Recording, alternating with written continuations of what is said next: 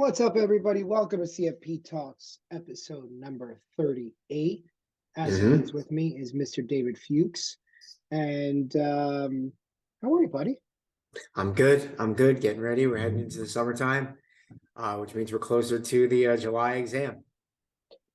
And you're working from home today, looking casual. Today, It's got your looking cat. casual. You got I I got see the that track they, jacket on. Yeah. yeah, they even give you one of those, huh? I like Mm-hmm. that. Mm-hmm. Mm-hmm. So I want to talk to you about something.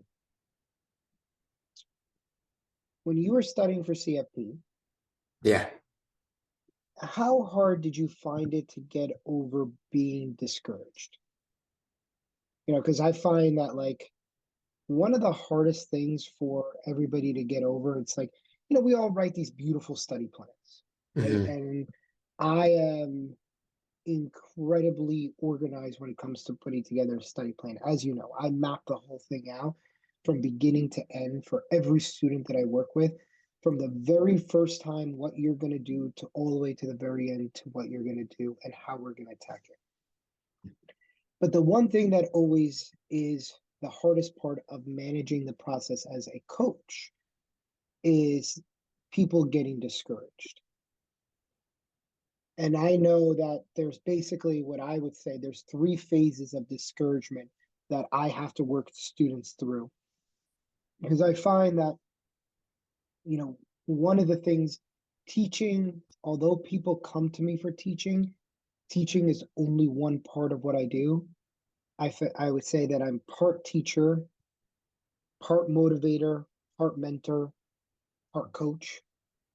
And every role is different, and at different points in the process, you're always teaching, but at one of those points of the process, sometimes you're coaching somebody, you got to kick their butt or reel them in. Sometimes you got Mm-hmm. to motivate them, you got to keep them going.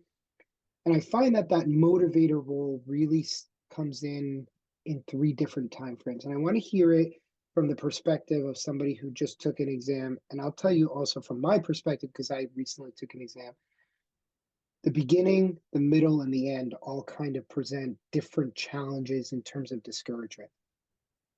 And I think that first part is kind of the overwhelm of just not knowing anything. Mm-hmm. How did you get over that initial hump? Oh man. I mean, let me just start off with this is that, the CFP exam is the ultimate exam where you're going to get discouraged throughout the process many times, and you're going to feel ultimately burnt out at those points as well. But in terms of so you're asking me how I got over the initial discouragement? Yeah, I think the initial discouragement, I feel like, is probably the easiest to get over. Yeah. Yeah. Yeah. I think that yeah, go ahead. No, I was just gonna say that's it. And then the middle part I feel is the hardest. Yeah, I think the first part is easy because you don't really know what you don't really know. So Right. you're just starting off, and yeah, you hit a couple bumps in the beginning, but you realize you have such a long journey ahead of you that yeah, it sucks when you don't get estate planning right away, or you don't get tax planning or whatever it is that you're trying to do. And but you're thinking to yourself all right, I just started. I am not going to know this on the first try, and I have so long to ultimately study for this exam. But the middle part, and especially the end part, but probably the middle part more, is when you're that discouragement turns to, yes, it's discouragement, but I think it also kind of pivoted to frustration and, anger, disappointment, and all these different feelings. Because at first it's just a minor hiccup. When you get towards the middle, you're like, wow, I still don't know some of this stuff. Wow, my scores are still not going up. That's Yeah, really, really discouraging when you're in the middle of prep. I Because agree you with that. haven't because you've done a month to a month and a half to 2 months at that point, you feel like you should be Yeah. farther along. That's why that's so discouraging. And then you realize, oh, I actually also have another month to 2 months to go. It's almost like why Tuesdays and Wednesdays of the work week suck, because you're right dead in the middle. I actually love Wednesday. It's like my break in the week, actually. It's more Tuesdays that I like. Tuesdays suck. It's And like I know Tuesdays this and comes. Thursdays. I don't mind. Thursdays like it's like the new Friday almost, but Yeah, like, but Tuesdays is like you're on an island. It's like you didn't, you're pretty far removed from the weekend, from the early part of studying, and you're so far. You still have far a decent amount of time before the next weekend comes up. So that's why like the middle part is tough. I agree with that. I think that's a great analogy. Is saying that it really does feel like Tuesday, Wednesday because I still got a ways to the weekend, and Monday is just like my You catch just up came from the day. weekend. You can't like complain. Yeah. And I think that's where everybody is right at the beginning is, and I think anytime you're getting into a test, you don't realize the magnitude of what you're up against until you Hmm. really start digging in. I think that's kind of one of the part of that discouragement is just the shock and the overwhelm of at the beginning you're so ignorant to the process that you don't really know what you're getting yourself into, and it's like I'm a beginner, so there's Exactly. I don't know anything, so oh my god, getting a 40% on a quiz is not the biggest deal in the No world. big deal. No big deal. You do it 2 months in, then you started, Yeah, you're thinking a different way. Now, but I do want to say that everybody that kind of goes through that, it is completely normal. And everybody kind of feels the same exact way. And then yeah, you've spoken to thousands of CFP students. right, yeah. And I think that that middle part, and this is the part for me that is where I really like, the first anytime that I do a course, and let's say the course is 8 weeks, the first 2 weeks and the last 2 weeks are like magic. Everybody's engaged in the first 2 weeks and the next. And what I always do in the middle part of it is I change things up a little bit. So, and for the very reason that staying motivated at that point, it's like, it, it's like having a great Monday. By Tuesday, you're kind of tired. It's Hmm. like, the busiest day at the gym is always like a Monday, Tuesday, and then the rest of the week everybody gets tired and kind of, but like that middle part is the hardest because now you've read the material and now there's an expectation that your score Right. should be going up. Exactly. And I think that's the hardest thing to reconcile as a test taker is to go, I've read, I did, I've done a couple practice, I'm just not getting this. Hmm. Right. With and that's the point where everybody starts grasping because I'm discouraged and it feels like I'm looking like you're at the bottom of a mountain and you look up and you're like, I can't believe I gotta climb this thing. The last thing that I want to do is climb this freaking mountain because Hmm. I thought I did what I was supposed to do, but my 50 or my 40 has now gone to a 52. How do I get 12% improvement after doing all of this work? It's pretty disheartening. Like it's a Hmm. disheartening feeling, and I certainly get why everybody feels that way. Hmm. What's the solution? How do you get through that? Yeah. Well, for me, it was so I tell people, and this is what I told myself, and I got really good at this, is telling myself, you are going to get, and everybody, you're going to go through this point, no matter what. 99% of people taking the exam, you are going to go through this discouragement and burnout phase, if not if not once, multiple times. And as long as you know it's going to happen and you're expecting it and you kind of set in your mind, like, listen, it's only temporary.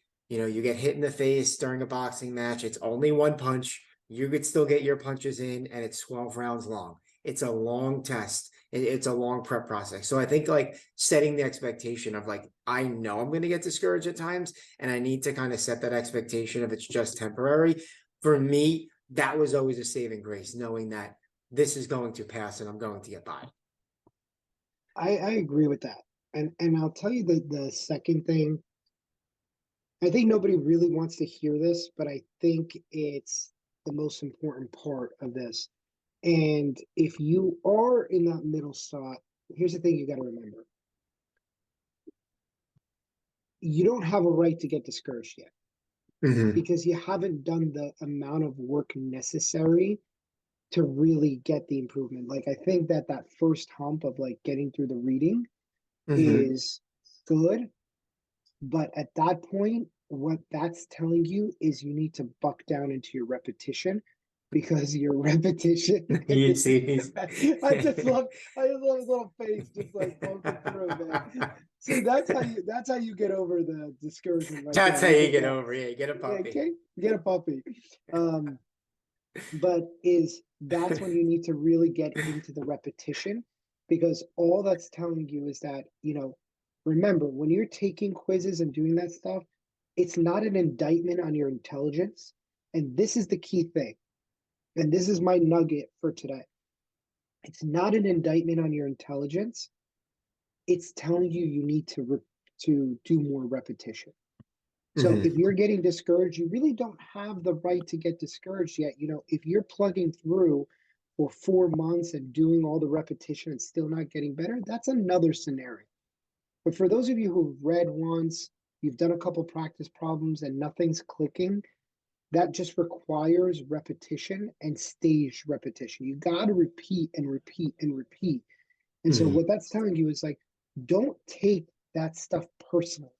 And I know that's a hard thing to kind of to wrap your head around because who wants to like see that I'm getting a question wrong? It's blaring my failure into my face. But remember, this is not an instantaneous process.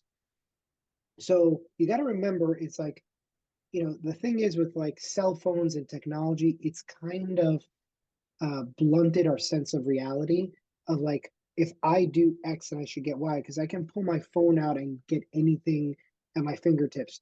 You know, 10 years ago, if you want to order a pizza, you'd have to like think about it, order the pizza, wait 30 minutes, go and pick it up, have cash ready. Or if the delivery guy was coming, you had to have cash in your house. You had to go to the ATM to give the delivery guy a tip or have singles. And like none of that exists anymore. So our lives have Hmm. gotten easy in so many respects that I think we think that translates over to learning. And learning is a messy process. So until you do the repetition, don't take any of that personally because most of us need 4, 5, 6 repetitions. In our classes, we call it the rule of five, which is you got to see something 5 times before you're even able to apply it. So Hmm. that is what I would tell you. Like that discouragement is not uncommon. And but at that point, it is your cue to do repetition. Just don't take it personally. Do you agree Yeah, with and I that? would. Yeah, oh, 100%. That because I was that's how I got through. Right. Um, but I would say my golden nugget, just to put a bow on this. I definitely think, expecting it and kind of knowing it's going to happen is something that helped me get through it. And the other thing would be make sure your mind and body is always fresh. So if you need to take time away from studying, if you're super discouraged and you're frustrated and you just are having a horrible study day, just close the book and just put it aside for a little bit. It's okay. As someone said, they came on the podcast a few weeks ago. That one day, that 1 hour, that 1 2 hour window, that's not going to make or break you passing the exam. I agree with But that. but if you can go to the gym and get a good workout in, or if you can go watch a show to clear your mind, or go take a walk or whatever to clear your mind and get your body and your mind back on track to where it needs to be, that is so instrumental in helping you get across the finish line and Agreed. back on track when you're burnt out. That's right. That's right. So take those tidbits, like again, like two big important points to take away here, which is and is you can't take a quiz score personally. It's your cue to do more repetition. Interpret it as this is my area that I need to focus a little bit more repetition on. And also keeping your mind and body fresh. You know, I can't emphasize, and I tell this people while they're going through the process, get 8 hours of sleep if you can, or as close Mhm. there to as you can. You'd be shocked how much sleep impacts your ability to learn. Oh yeah. Oh my God. Yes. Like 7, there's a very, some people are like, well, I'm getting 6. The difference, and especially from 6 to 7, your retention is just going to increase. You don't have to do any more study, and your retention goes up by 10%. Mhm. Take that to the bank. There you go, guys. I just gave you $1,000 worth of course for free right there. Like, just increasing your sleep by an hour. But again, that means getting off your phone, getting your errands done, Mhm. handling business, and I think if you take those two things, it'll help with the discouragement. Mhm. All right, everybody. Well, that's our episode for today. Have a great day. As always, feel free to reach out to David or myself with any questions, and we hope this is helpful. Have a great day.